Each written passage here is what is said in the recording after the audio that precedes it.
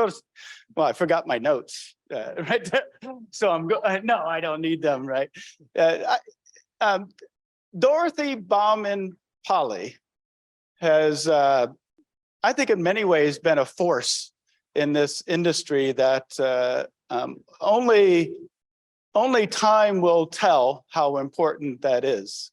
But she's the founding director, not only the director, the founding director of the Geneva Center for Business and Human Rights at the University of Geneva. But she's also the research director at the NYU, the New York University Stern Center for Business and Human Rights. And I met Doro, so she's also a professor at the University of Geneva. You could read the bio. But to give you a little bit of an idea about the kind of person Doro is, I first met her at the UN building for the first time. This was when I was working with AACSB a pretty long time ago. And we met along with a lot of other people. And I think we were going to meet up somewhere afterwards. Well, Doro's on board for this, but she walks out, instead of getting into a taxi or an Uber like everyone else, she hops on her bike and drives in New York City. And I always thought that was an impossible thing to do, but that's the kind of person. So Doro also, one of the things that strikes me is that any place in the world where there's a need for professors to be, she'll go there. She's done research in the Congo on cobalt. And the kinds of things we need to do as scholars, I think she has particularly useful insights about. But I'm going to turn it over to Doro. She's been great within our industry. She's a force that I think you'll recognize years from now has been very powerful. Come on up, Doro. Hi, yeah. I'm just going to go off. Thank you. No. Dan, thank you. You made me laugh. Thanks for your very kind introduction. It's such a pleasure to be back. Last time was Portugal, Lisbon, for me to meet for the first time the GBSN community, and it's a wonderful community. I'm very happy to be here to see so many like-minded people in academia. So I'm in a tough spot now because this is the session after lunch, and it's a tough spot also because I'm going to talk about something that many of you have probably never heard of before. In academic language, the empirical phenomenon that I want to cover today is multi-stakeholder initiatives. This morning we heard a lot about the key role that sustainability should play in business school education. And we also heard that we as academics are so good at diagnosing problems and often not very good at defining solutions. This session on multi-stakeholder initiatives is dedicated to avenues through which I hope we can define solutions. It requires so many stakeholder perspectives and collaborations to fully understand a problem and to hopefully also support the development of solutions. And I think we need to train future business leaders to be solutions oriented. We're always good at diagnosing problems, but we really should capacitate the next generation of managers to work on these solutions. So this is what this session is about. And I have with me two fantastic people. First, Charles Autheman, who is from the HEC Paris. He got his master there, and now he returned as an instructor for business human rights. And he's been a core consultant for the ILO for over a decade. He will actually help me to run the session and prompt me whenever I forget to say something. And then I'm also very happy to have Shai de Toledo. He's the director, founder of HB Antwerp, HB Antwerp. It's a diamond company. And I want to know from him, what role does collaboration play for you in real terms? Please come up on stage. Thank you very much.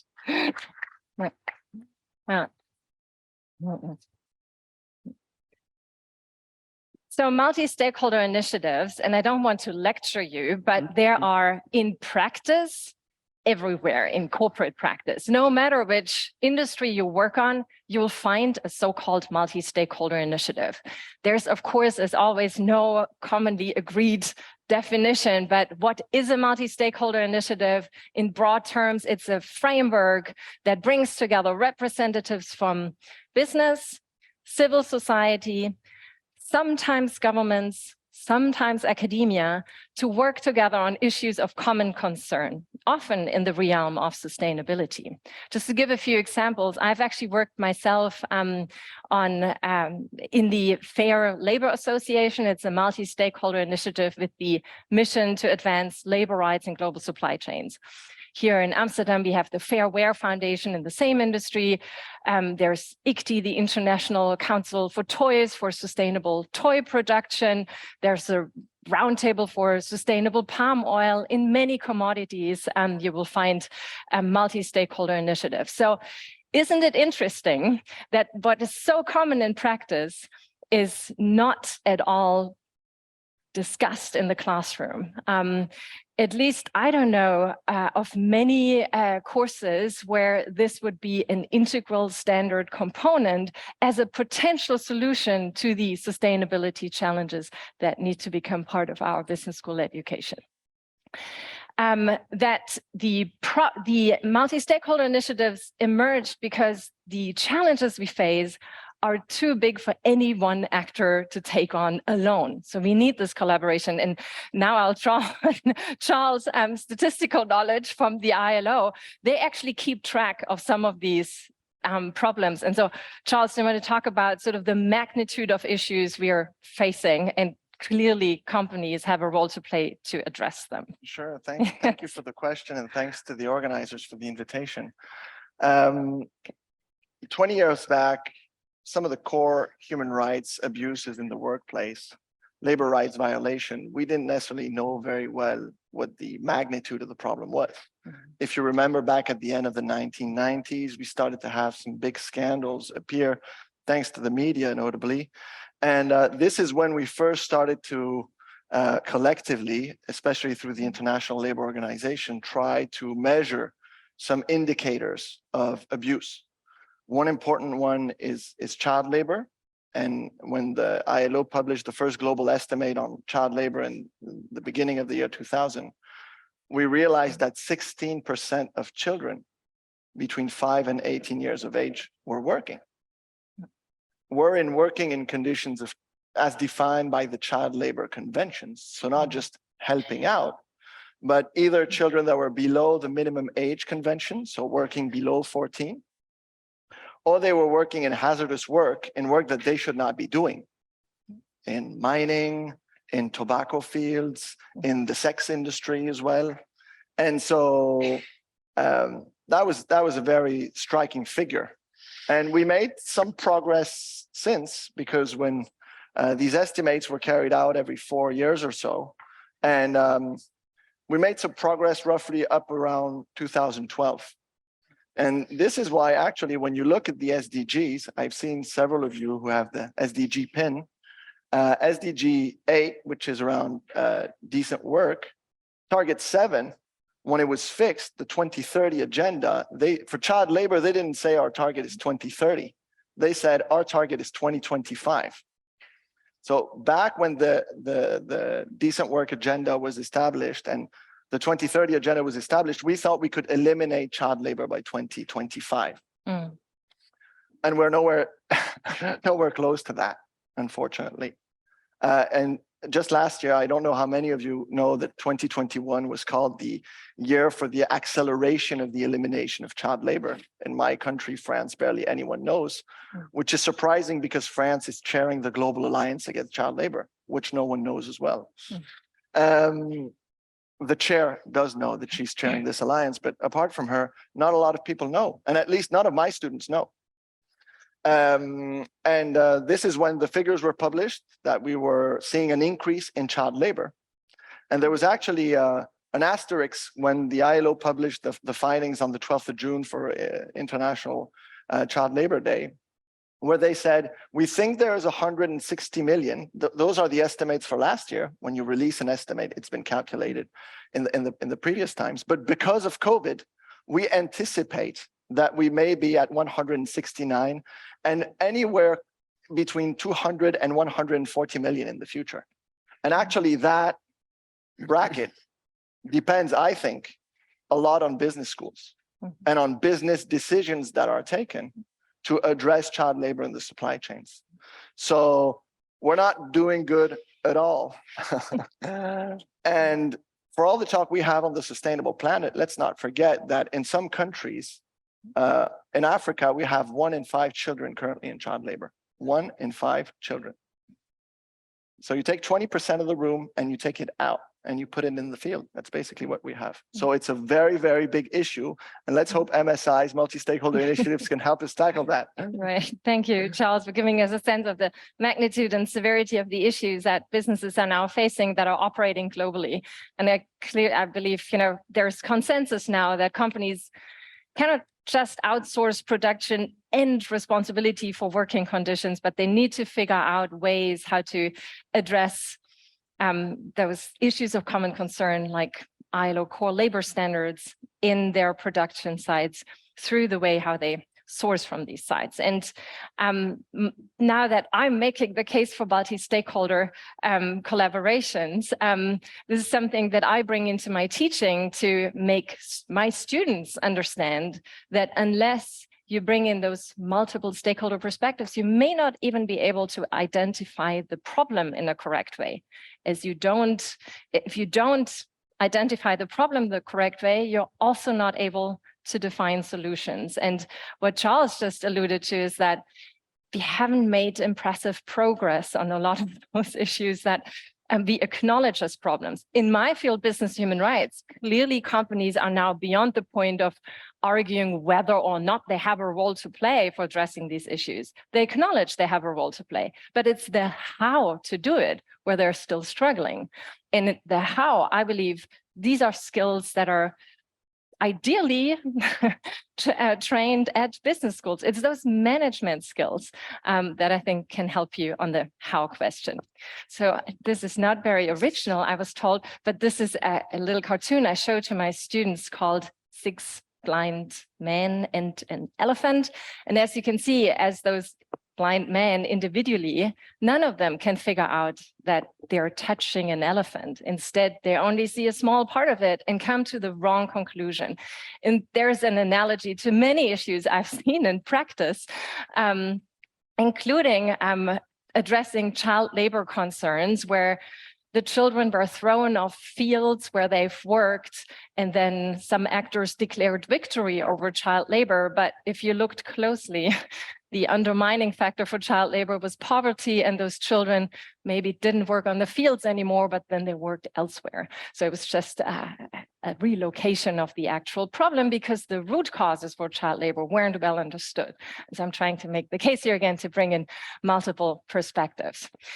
But, it's one thing for an academic to make the case for multi-stakeholder collaboration. I'm very happy to have an actual practitioner with us who can talk about the value that collaboration brings him and his company. So I have 2 questions for you, Shai. First of all, does this correspond what we've just sort of outlined at all with your business reality? You're in the diamond business. During the break, in a short conversation, someone said, well, all I know about, diamonds is the movie Blood Diamonds and the human rights issues that come with sourcing diamonds from African countries. I'd like to hear from you. How do you see the value of collaboration in your context? And then as a distinct question from that, how do you see the value of multi-stakeholder initiatives in your sector? There are many in diamonds. So Shai, over to you.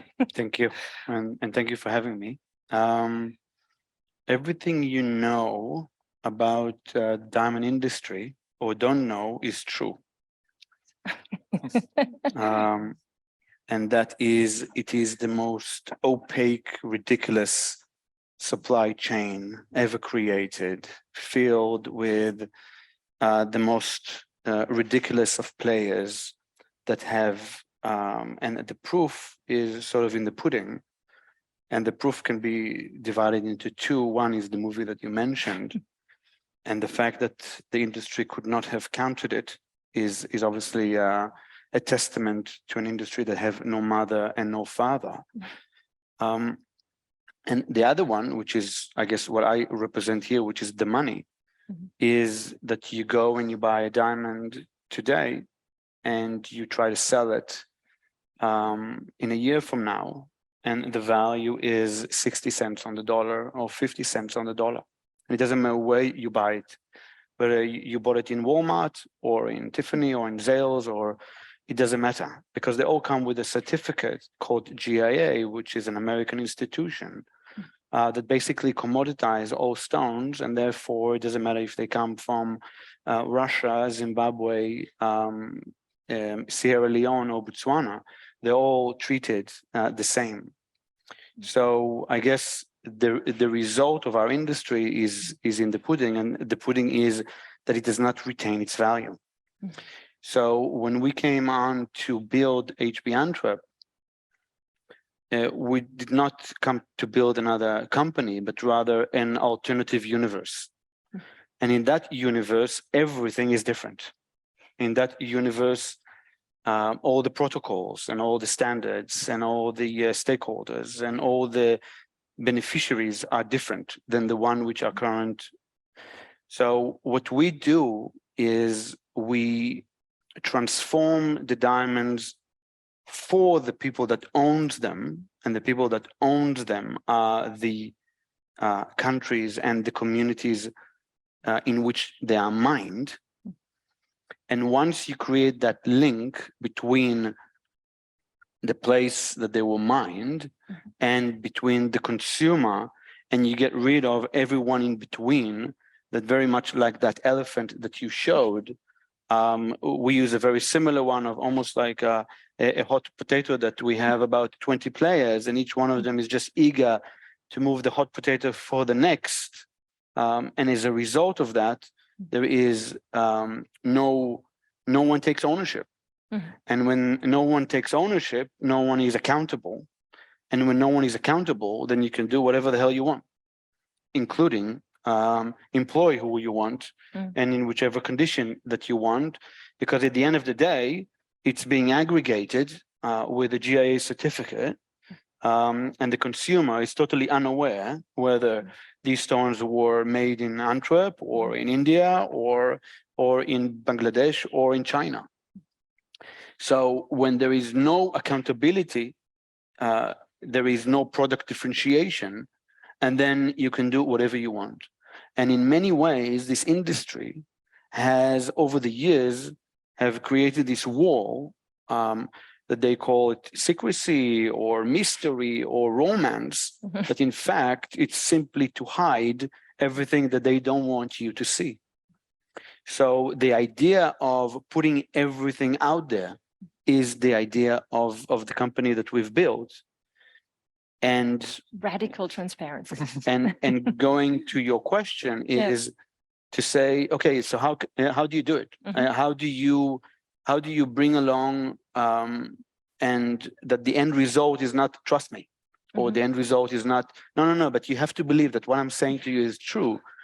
And that is when you engage with serious players to create, as you mentioned, a radical change in the way that you present the supply chain of the stone, or in the way that you present the journey of the stone. And then you do two things. One is you envision how that ledger, how that visual of a journey looks like, and how many thousands of points of verification it requires. Right. And then you say, okay, but if I will do it myself, I have to be humble enough to know what I can and what I can't do. And what we can do is we can transform the stones and we can build infrastructures, but maybe we're not the best in how to demonstrate it, or how to validate it, or how to create an immutable sets of information. So we brought stakeholders along, and one of them is Microsoft. And I think the biggest hurdle in convincing companies like Microsoft, which we could not have done without, is to say, come in and create a change in the diamond industry. And that diamond industry, in regards to Botswana, which is where we started, accounts for roughly half of their GDP. So when we speak about positive contribution to this beautiful democracy, that is the shining light in terms of policy and governance when it comes to diamonds, we're going to start there. We're going to start from the country that made it. And if we can show that there we can improve it, then for sure we can do the same for the rest. And obviously, the stakeholders or the multi-stakeholders, they all had the same fear of, just a second, this is a dirty industry and we want nothing a part of it.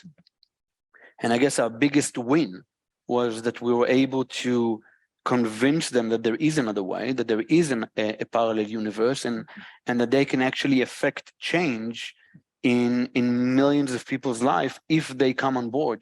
So I guess this is our biggest achievement, to bring such players as Microsoft and as another 7 engineering companies. We bought the only R&D facilities in the diamond industry.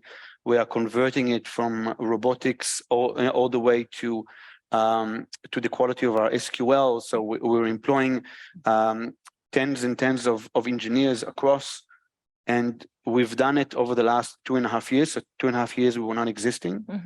So I guess we also show that you don't really need to be ancient, and you don't need to have a history of 50 years. And you just need to have a great idea and bring people around it. For that great idea, collaboration is central. Absolutely. And you start in Botswana, but let me follow up with a question about those multi-stakeholder initiatives in the diamond industry.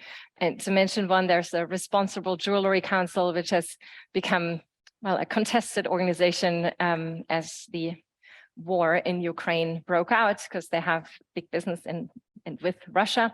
So I'd love to hear from you how in your sector, collaboration is of great value, you say, but then these higher level industry initiatives, how do you see these? Are they adding value for what you plan to do? Yeah, I can honestly not point one that is worth the paper in which it's typed on, simply because the institution that have created it are the same players. The one that represents America is the #1 lab-grown. The one that represents the RGC are the mining players, mainly Russia and De Beers. And so each of these institutions were created to give titles to themselves, and they have a fantastic yearly agenda in which they give each other vice president and presidents and other beautiful titles. But in fact, these are just companies that they decided to create a union to serve themselves. So in none of them would we have this agency or the other is about the community, or it's about royalty distribution, or it's about this or the other. It's simply to preserve their status quo. So that's why we had to do it ourselves, and we had to bring players outside of the industry, because those inside are simply not people that we can play with. I think that's an incredibly valuable contribution, because we also need to understand that many of these multi-stakeholder initiatives, unfortunately, do not serve the purpose for which they were created for. So there are many different types of organizations that call themselves multi-stakeholder initiatives to address grand societal challenges, yet they don't deliver because they're set up in a way that perpetuate many of the issues. I've actually created a slide with sort of the dark side and the bright side of MSIs, and you've already spoken to the dark side, but I know Charles has more to say about that too, and then I will end on a more positive note. Yeah, let's do it this way. You're right. I mean, some of you are already depressed after this morning, so I'll handle the dark sides. No, it's true. I mean, one of the things you were referring to, it's different from industry to industry. I wouldn't throw all multi-stakeholder initiatives as worthless. Actually, the philosophy behind multi-stakeholder initiatives is fundamental to the challenges that we have. No one actor, be it government, be it civil society organization, be it business school, will be able to tackle 169 million children in child labor over the whole planet, working in so many different supply chains and industries. And so it's not possible. The very same way that the call for collaboration we had this morning and versus competition is really important. So I put it different realities. It's true that under one name, we have different realities. And I think aside from all of your responsibilities, you're all consumers and you're all lost sometimes in translation in the supermarket with products that exhibit things, labels, certification. It's not necessarily diamond, it might be tuna, but you don't really know what that's worth. And the idea is not to say everyone here is trying to cheat the audience, but MSIs under the label multi-stakeholder initiatives, we have a lot of different realities. Hence the call of Doro to say, if we don't teach multi-stakeholder initiatives to our students, they won't be able to understand the complexity of what that actually means. There's obviously the idea that people do that for public relations. I mean, we saw this morning the very interesting talk, which was done in a way on behalf of a lot of companies. And, you know, I suspect many of these companies are happy that, you know, to participate in multi-stakeholder initiatives where a discourse will be taken. At the individual level, their individual role might not be always completely aligned with that. So there's always this dark side of whether communication, is it just PR or not? The standards, I think I saw a question related to the session about, are the standards the same all around the planet? I work a lot with the International Labour Organization. I'd like to remind you, it was created in the Versailles Treaty after First World War as an answer to World War I, social justice through work. And this ILO, which is our institution, produces global standards. So no, there is no different standard in Botswana and Amsterdam. It's the same standard everywhere. Doesn't apply either here or there in many cases, but that's another problem.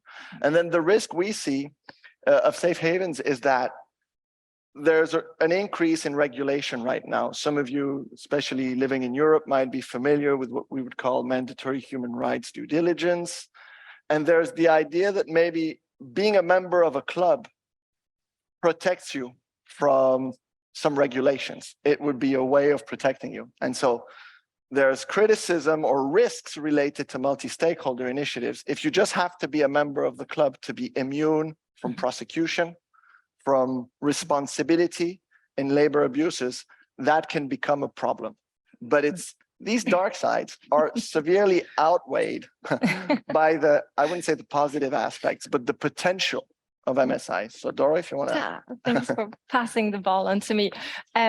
Indeed, right now in my field, business human rights, we have so-called emerging mandatory human rights due diligence, and most civil society representatives dismiss multi-stakeholder initiatives as smokescreens that didn't deliver.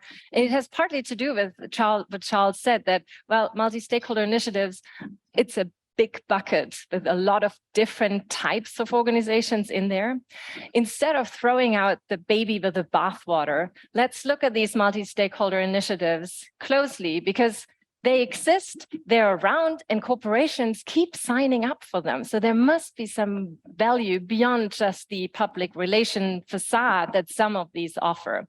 So what we're doing at NYU Stern at the Geneva Center was to introduce what I would call greater rigor and nuance to this debate about multi-stakeholder initiatives so that they reach their full potential for advancing sustainability and human rights in corporate practice.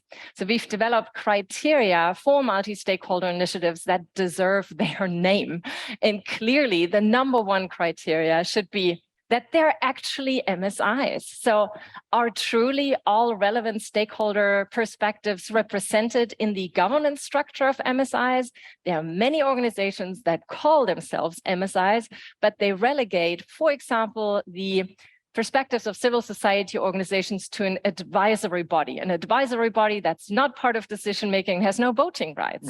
So that to us doesn't then qualify to be a true multi-stakeholder initiative. If you come together to jointly tackle a problem, you should also give everyone the same right to have a say over how to move forward.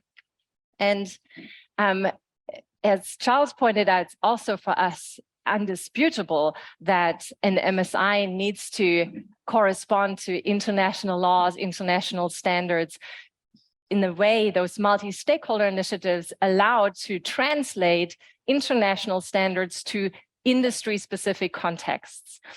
I mentioned I worked for the Fair Labor Association, and their workplace code of conduct translates international core labor standards into something that is measurable in the garment supply chain, for example. Their code is translated into metrics and a monitoring tool to measure compliance with the code.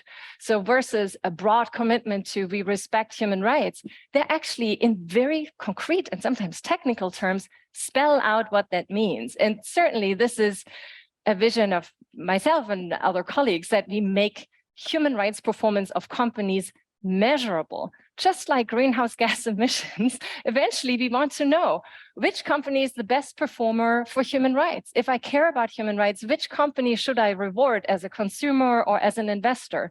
And this only works if we have common standards that are translated into metrics and means of evaluation. So multi-stakeholder initiatives have the potential to do that translation and arrive at something that's measurable and adequate for the industry concerned.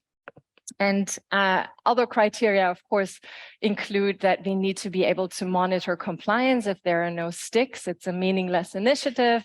There must be some enforcement means and penalties, and public transparency to create the trust and credibility that many corporations are seeking, which they cannot generate on their own. If a company talks about themselves only, I mean, they can say a lot of things.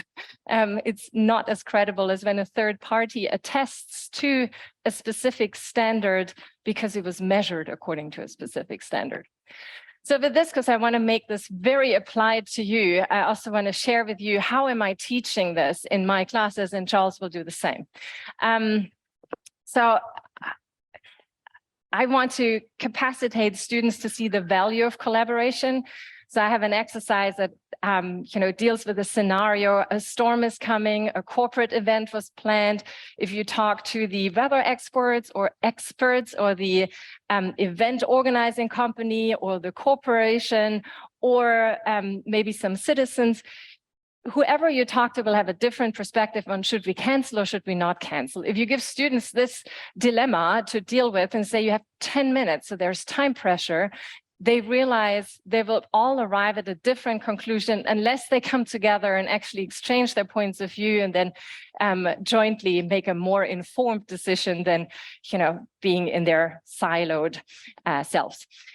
I also bring that into my teaching that relates to my research. Here I have a picture that I took in the Democratic Republic of the Congo at a mine site for cobalt. I asked my students, so if we want to address the human rights issues in cobalt sourcing, in this case, this is mine safety and child labor, who should be at the table to solve this problem with us? So we do a stakeholder mapping exercise, and then we do a fictitious, unfortunately fictitious stakeholder meeting to discuss what are the options, who should be part of this, who could finance these solutions.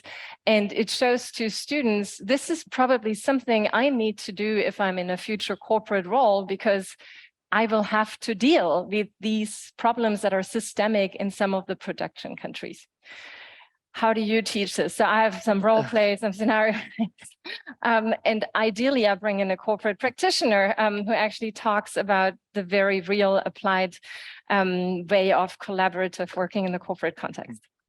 Well, first of all, I mean, I was not trained as a teacher. I asked permission to my former school to have the chance to exchange with the students because I just wanted to see what their perspectives were. I was quite surprised when I came back at HEC after over 10 years to see that I was expecting a little bit of a Greta generation on these issues. To be quite honest, it was not the case. I teach an elective course, so the students I have in front of me are more or less interested in what I have to say, at least at the beginning. But they're really unaware of all of these challenges. I'm really quite impressed by how misinformed, or you were talking maybe about glass between the industry or the romance of the industry and the reality. And so it's not a simple exercise, I'll say it frankly, because you're not relying on very hard evidence. It's not easy to teach. You're going outside of your comfort zone as well. If we had a solution to 169 million of children in child labor, I think we would apply it. But the reverse side of the coin is that it's really an activity where you can engage with your students. The probability that they be decision makers in the future is much more important than me. I'm already a failed alumni of my school. 10 years after graduating, I'm not in a decision-making position. So what I mean is they will be the people taking the decisions. I have to help them get the confidence to take those decisions. And multi-stakeholder initiatives where they have to understand what the perspective of business is, but what the perspective of the community is, what the perspective of government is really very interesting. So I don't use cobalt, I use fish because we have big issues in the fishing industry and we eat quite a lot of fish in France. So that's something simple.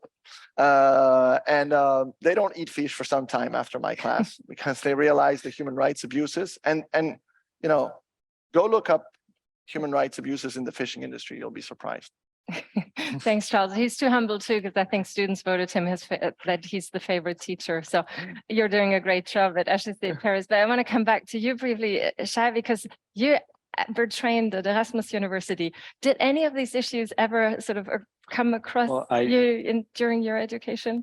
Well, I just a correction. I went to the VUB in Belgium to the Vrije University of Antwerp, but of Brussels. But I do want to attest to your students, and maybe that will answer your question as well.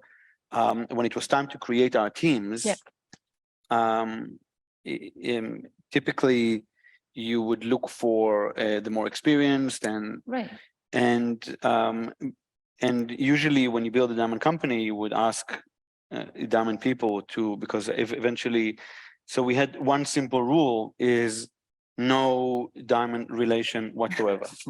Oh wow! And the second rule is that we have to have people that care, and so we end up with an average age of 24. So to speak to your let's say future work of your students, I am surrounded. I would say not 24/7, but many hours of the day with kids that are, it's their first job, either straight from masters or straight from university, from data scientist to supply chain management. And everything that I thought the 24-year-old is completely different. And we are at least 30 of us, but 8 in my immediate team, which comes every day and just think, how do I want to feel great about my job? And so we have a 9 to 5, but everybody's there at 7:30, and we have a 9 to 5, and everybody stays until 7. Because it's such a creation feel. So in response to you, I think that when there is an achievable goal, which is which you get positive reinforcement on, I think that this is where you get individuals to be so on board that they drive the change themselves. And we were lucky enough to have those positive reinforcement. And now after 2.5 years, they are the one, I just came from 2 weeks in Botswana and they were the one running the company. So it's I think the future is bright. That's an almost perfect last statement. Let me just say one more thing. Clearly, we need to cater as instructors for this interest of the next generation that wants to work on, they want to be part of the solution, not part of the problem. So how can we as business schools cater to this interest? Here at GBSN, we have an impact community on business human rights where we also work together on developing teaching tools that can then be readily applied into the network's curricula and teaching. So I invite you to join us. We have an annual meeting on December 2, in person in Geneva or online. It would be great if you would become engaged in our impact community. With that, I think I don't have a watch, but I think it was like a Swiss train on time. So with this, I thank you, and I thank both of you very much. You want to take a question or? Yeah, I think Since we have another minute, we could take a question unless Nicole wants. You can take a couple questions. Awesome, great. Or comments or reactions to this. Anyone? Shocking. Okay. Okay. Very good. First of all, really cool stuff you're working on. How many years have you been working on the Diamond Initiative, if I may ask? Well, I was born into diamonds as my father was first generation, so I've been engulfed in that in many ways. Around 2004, we realized that it's all bad, and it took us about 10 years to bring it up, and only in 2019 we were able to align all the stars to make sure that the company comes alive. So it was a very long journey full of suffering. Your talk was pitched to me as blockchain for diamonds. I want to applaud you on not using the word blockchain. Thank you. Yeah, it's overly used as much as transparency is. Great. That was a question next. Thank you, Dorothée and the team. You did show us a photo of some guys in DRC on a bicycle. Oh, can't go back anymore. Sorry. Yeah. Yeah. Yes, I can give some context to that picture. I took it after all. There's a lot of diamond, yes, in DRC Congo. Yeah. But there have been a lot of human rights concerns about that. So as a business, as a business school or a business person, how are you then helping these guys to ensure that they no longer use those kind of bicycles, but at least you uplift their life? Okay, great question, which I could talk for hours about. So this picture is from a pilot site called Mutoshi, where a multinational corporation actually integrates artisanal miners in an industrial mine site, because artisanal mining makes between 20 and 40% of the cobalt production in the DRC. And the DRC accounts for 70%, more than 70% of the cobalt production worldwide. So any company in need of cobalt can't get around the DRC. And artisanally mined cobalt is just a significant portion of that supply chain.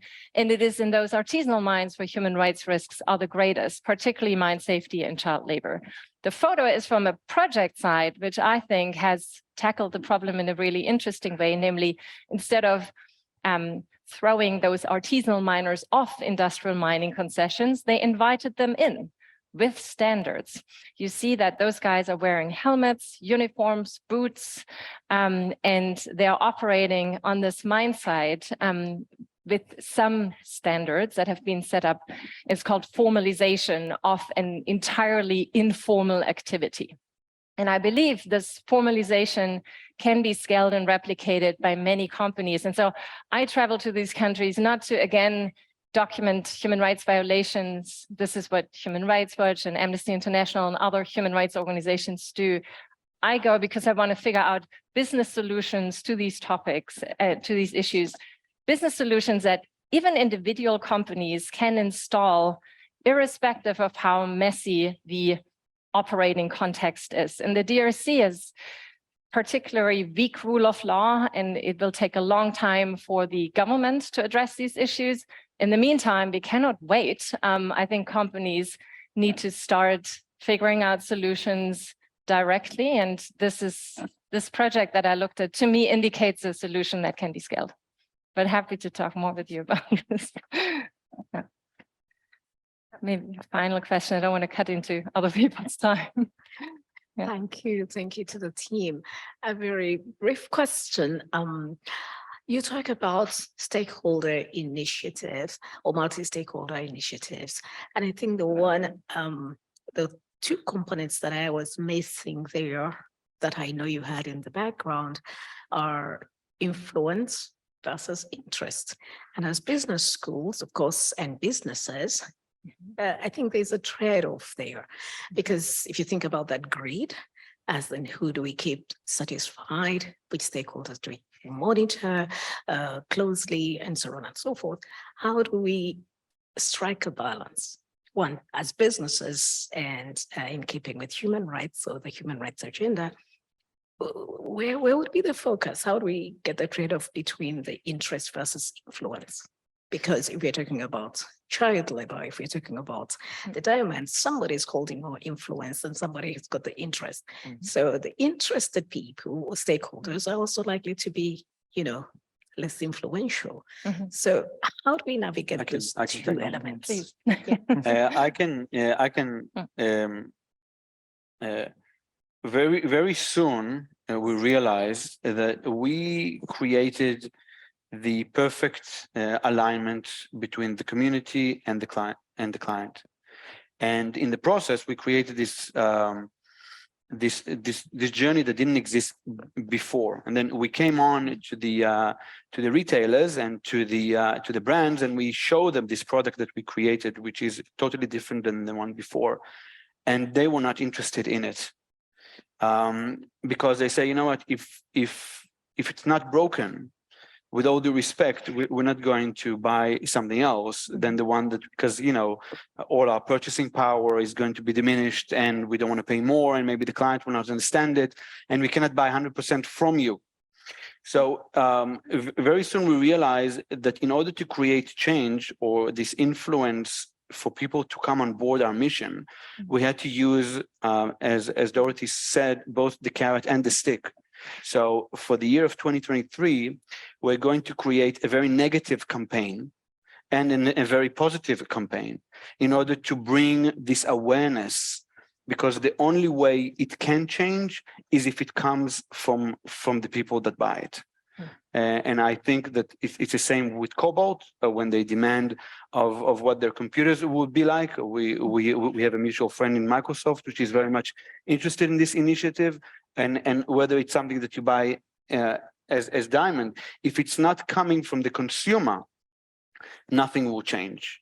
And I think that it's sort of our responsibility, at least as businesses, both to be able to sustain and to create the change that we believe in, is to create very much awareness. And sometimes awareness can be done in a negative and in a positive campaign. So I think we're going to have to use both in order to be effective. I don't know if it answered the question or if it was just. If I can just add one idea to this, because I know maybe we disagree a bit with Shai about the role of government intervention with regards to multi-stakeholder initiatives. I mean, governments are sometimes part of multi-stakeholder initiatives. Absolutely. But I've seen, for example, in my country, in France, we have a number of businesses operating in the cocoa sector. I mean, especially at the high end of the sector. And we see multi-stakeholder initiatives blooming because, even my students, when I ask them, what's the solution? Oh, we should do a multi-stakeholder initiative. It's kind of the easy solution. And recently, I think it was last year for the World Cocoa Day or something, the state stepped up and said, nobody understands anything anymore here. So we need to take all of these initiatives and we need to regroup them and simplify.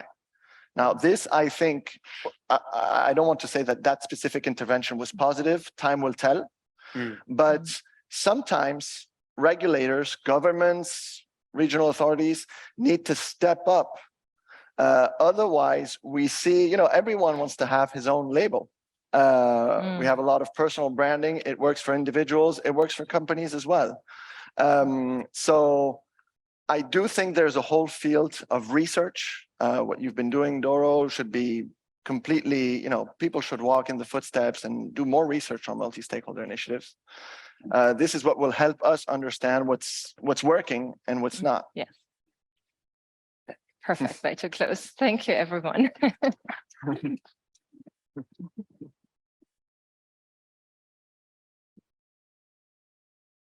Thank you.